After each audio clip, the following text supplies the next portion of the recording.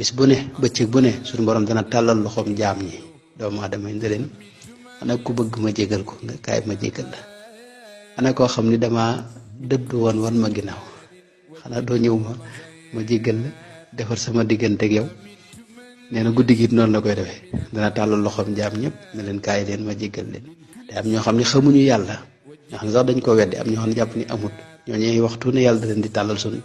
borom da leen tàllal loxo di leen woo ngir ñu dëpp anam gi mu koy defee nag mën naa am ci anam yu baree bari waaw ndax ñi nga xam ne dañuy dem ba mu yàgg ñu gëmaat yàlla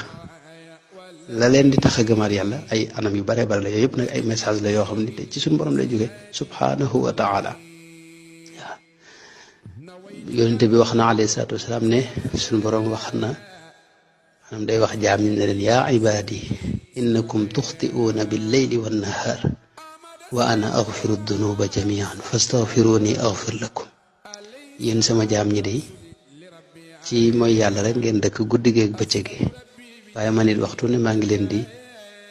am yéene jéggal leen seen bàkkaar yëpp ku ma ci jéggalu rek ma jéggal la